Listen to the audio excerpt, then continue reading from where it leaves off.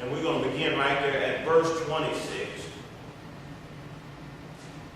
Matthew 26, verse 26. And it reads this way, and it says, "And as they were eating, Jesus took bread and blessed it and broke it and gave it to the disciples and said, 'Take, eat, this is my body.'" 27. "And he took the cup and gave thanks and gave it to them, saying, 'Drink you all of it, for this is my blood of the New Testament, which is shed for many for the remissions of sin. But I say to you, I will not drink hereafter of the fruit of this vine, until that day when I drink it new with you in my Father's kingdom.'" Now, I guess about 5 years ago, I had a house, and I still have a house, but I had a house that I was living in. Being in ministry, we had a church in Southfield, Virginia. I had a barber shop going on, and family, and just all those things like that. Pretty much, because the way the church was, it wasn't that old. It really was just this ministry. This ministry had planted the church there.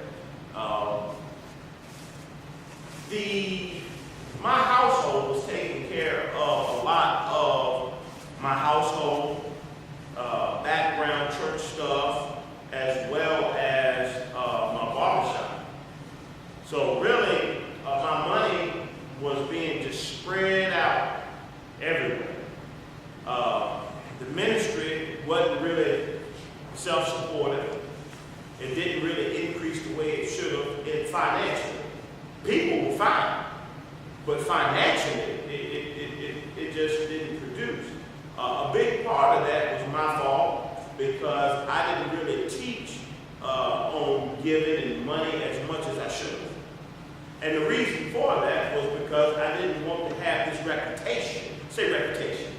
Yeah, that's what it all boiled down to, a reputation. I didn't want to have this reputation as a preacher who preached about money all the time. I didn't want that stigma, you understand? And so, because of that, I went ahead and just believed that God will continue to take care of everything. And, and I just overlooked the whole financial part of the ministry. Every once in a while, I would, teach on a little money here and there, but for the most part, I didn't touch it. I continued to teach the grace of God, the issues in life, just things of that nature, continuing to build people up, but the ministry itself was stagnant financially. Are you with me?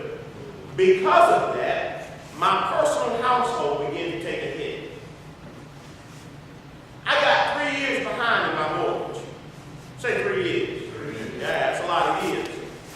That's a lot of years. That's where we're going. 3 years I got behind. 3 years. The house would have been gone after year 1. But 3 years I continued to live there and, just struggling. Barbershop was taking care of everything. Now I'm trying to bless people, minister people, which we did. But I was taking it hit. Financially killing me.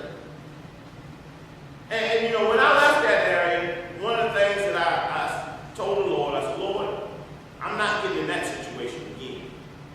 I'm going to teach on the issue of finances and money when it comes down to the church, even if I'm by myself, I'm going to teach it. Because one thing that's not going to happen is I'm not going to go let you use me, bless people, and people just turn around and say, forget both of y'all."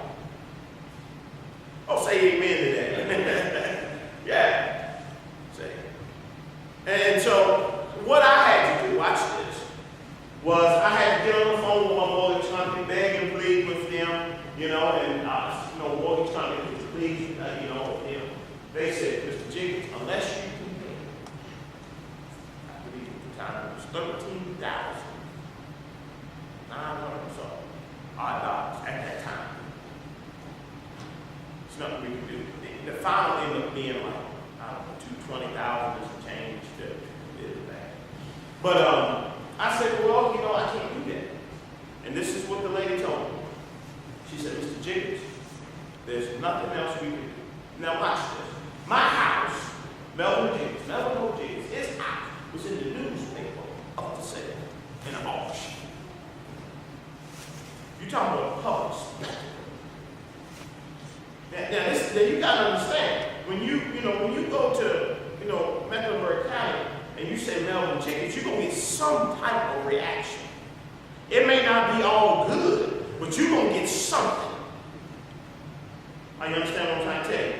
Served on the city council there, placed businesses there, done everything I could to empower people of color there, to pull people of color out of situation through, I can say it now because I'm not there anymore, but through the politics of the area, because I understood that the only way that people of color was going to be able to come up was if a person of color got into politics and pulled them up to change situation. So I done that, all those things.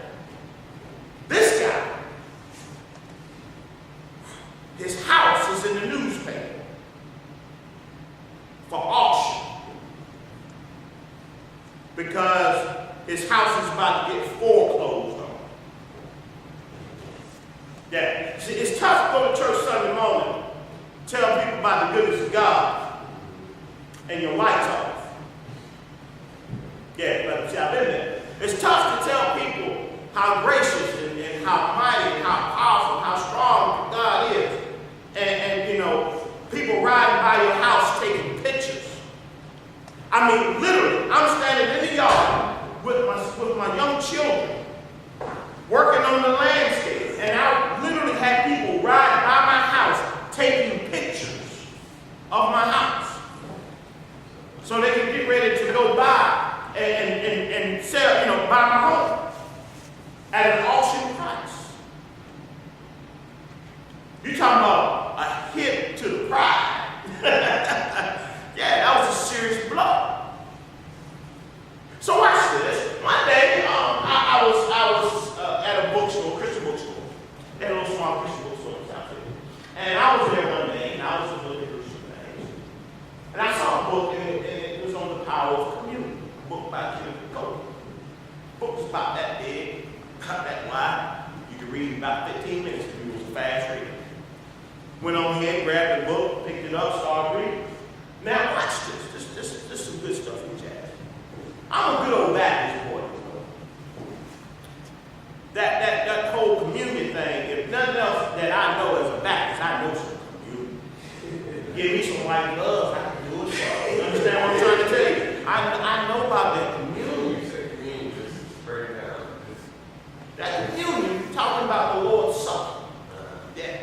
I knew about that. See, Baptists, we focus on it. We put that sheet out, boy, slap it up over top of them elements. You know what I mean? Had that thing sticking on up, coming to the point right there. Yes, sir. Well, we know how to do it, but so anything, you can get me on some theological stuff with that table. Oh, no, you can fool me on that table. So I was going to pick up the book, just see what Kevin Copeland talking about, because ain't nothing you can tell me about. Pick up the book, start reading the book. This guy over here talking about this healing and communion. Guy over here talking about the Lord died for so that your infirmities and all that stuff, and all that's in communion. Then he had the audacity to say that the peace of God was tied in communion, and therefore I didn't have to struggle financially. And if I'm taking a loss, I shouldn't be taking a loss because Jesus died for all that. And when I receive communion, I receive all that. Now I ain't hearing none of this stuff. They ain't teaching me none of this stuff in the Baptist church. So you know what? He was lying. Oh yeah, he's a stone lie. Yeah, him and his book going to hell. And they're blasphemy, Yeah, you know what I mean? He just off, man. Say pressure. Yeah, that's what makes you change your mind about some things. So I bought the book, just to put things in proper order. I bought the book, I guess, about year one of me going through the foreclosure. So I had been sitting on the book for about a year and some change by the time this situation I'm telling you about with the newspaper and all like that. So watch this. One night, it was a Wednesday night in the summer. I was going to Bible study, and my mortgage company was just, at the place where, they had placed the house in the paper, everything like that, everything was set. I think I had about 5-6 days left to go until the auction. I got 4 kids, wife, I don't know what to do, business, church, all that stuff. And, I just didn't know what to do. So there was a church in Carolina that was having a meeting, and I just had to get away. I had to take some time, get away from everybody. You understand what I'm saying? You need to hear no dogs barking, I need to hear no church folk talking, I need to just get away. So I called one of the deacons. I don't know if it was Tariq or one of the other ones, and they taught Bible study that night. And I went down to that church. On my way to the church, I'm back on the phone begging and pleading with the mortgage company. You got to do that when you got stuff on the line. I'm begging and pleading with them. And this is the lady got just nasty with each other. Just nasty. She said, look, if you don't have this amount of money to give me right now, this conversation will be done. I was on Highway 85, we were clear as well. Grass on both sides. I just got into Carolina. I was like, well, I don't have it. It's like, well, this conversation is done. The house is going up for sale in a discussion. There's nothing else we can do. I pulled into the church parking lot, and that book on communion came in my spirit. And this is what I literally did, Jackson. I pulled in, and I parked my car in the church parking lot. People were walking in. And I said, Lord, I'm about to lose my house in the weekends of change. I know you don't want me to do this. I know this is not in your will for me to lose this place. Lord, based off your word, you said in your word, and what I began to do was recite what I had read in that book. Because I was at a place where I just received it as truth. Now the Baptist boy didn't want to receive it, but the boy that was about to lose his house, he received it real good. Say amen to that. Yeah. So I said, Lord, based on your word, I'm not going to lose this house. You died on the cross for me. I had a bag of Doritos and a Gatorade. Green Gatorade, Cool Ranch Doritos. What I had. Hey, that's what I had. I couldn't pay my mortgage, but you gotta understand, you see Thursday night, I had already made my broke confession, so I had money in my pocket now. I always had money. This guy used to tell me I looked like a drug dealer walking around because I had so much money. I had money. It's just, the way that things were set up, the mortgage company wouldn't allow me to make a payment because I was so far behind. So it put me at